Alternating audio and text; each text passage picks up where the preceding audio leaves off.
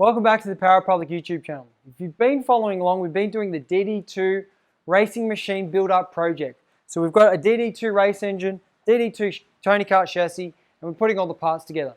In this week's video, we're going to be showing you how to install the exhaust and the power valve system. So let's get to it.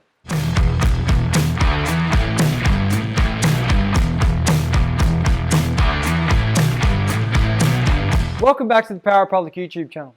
For everyone that's been following along at home, thank you very much. Thanks to all the subscribers, everyone that's been giving us a thumbs up and turning on those notifications. We really appreciate it. This week's video, we're doing the DD2 build-up project. We've got a DD2 race engine here from Rotax. It's a fantastic engine on our Tony Kart Racer DD2 chassis. Now, as you can see, the parts are starting to come together. We've done the wiring harness in last week's video, and this week, it's a bit of a simple one, but we're just going to be installing the exhaust and the power valve and finishing all that off. So let's get to it. So left over from last week's video is the power valve assembly. Now we have covered this in another video, so click on that link in the description below. Otherwise, if you've got your power valve ready, you just want to put it on there like so. Add the two power valve retaining screws into the Rotax cylinder. Now you want to make sure that the power valve moves freely, especially as you do up the two M6 bolts.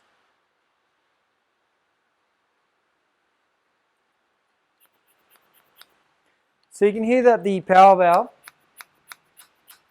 goes all the way home and opens all the way up without too much fuss. If you've got the power valve assembly too much one way, or it's kicked on an angle, the power valve blade will rub when you push the power valve in and out, and it will make a grinding noise, and that's no good. So we're just going to attach the tube here to this brass barb. Now this is the signal wire to the power valve from the rave controller. This is what makes what makes the bellows move with the vacuum signal. And once you've got that on, the power valve won't be able to be actuated as easy because it's pushing against the rave cylinder.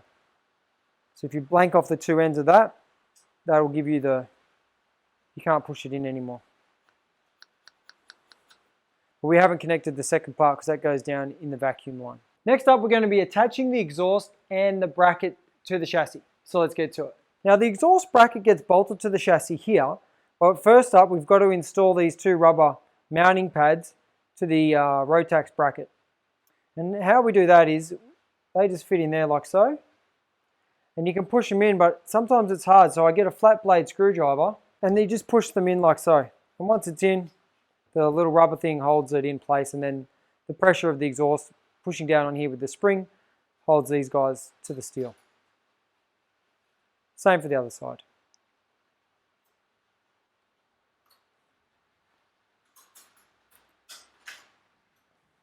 And then it's as simple as mounting this bracket to the chassis.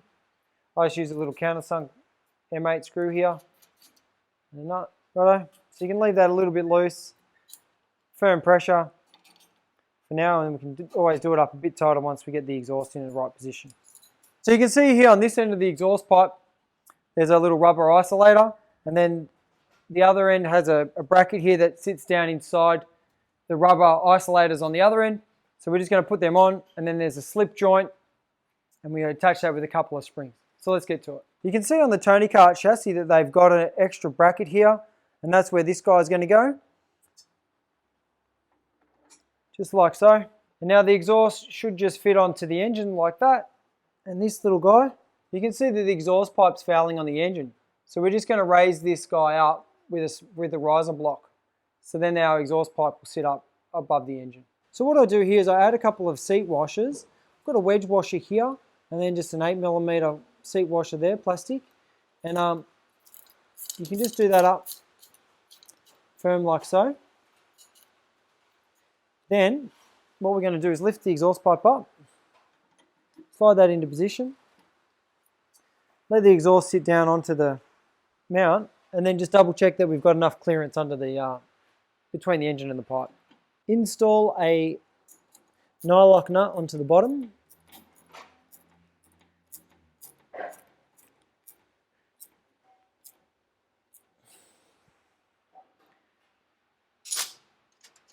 Now we're ready for the springs. So now we can install our springs onto our exhaust using the spring puller tool. This makes the job very easy. Oh, unless you've got butterfingers. And just pull that onto there. Then you can pull this spring onto here like so. And put this one on there. And then stretch this one down. Be a bit easier.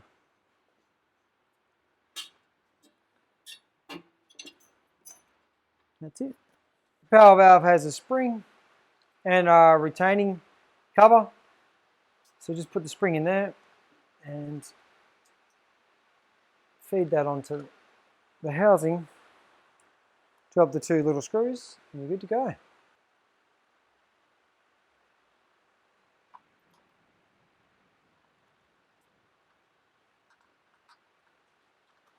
So you can see here that we don't have a lot of clearance between the exhaust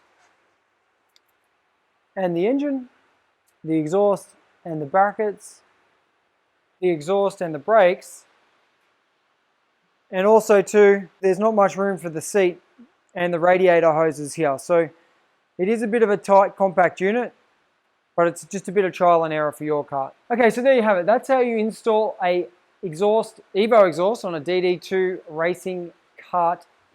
Now, if you've been following along, thank you very much. Please hit that subscribe button, turn on the notifications, give us a thumbs up if you like the video. Follow us on Instagram and Facebook at Power Republic, or go to our website www.powerrepublic.com.au and grab yourself a t-shirt or a DD2 race engine. Thanks for watching. See you in the next video.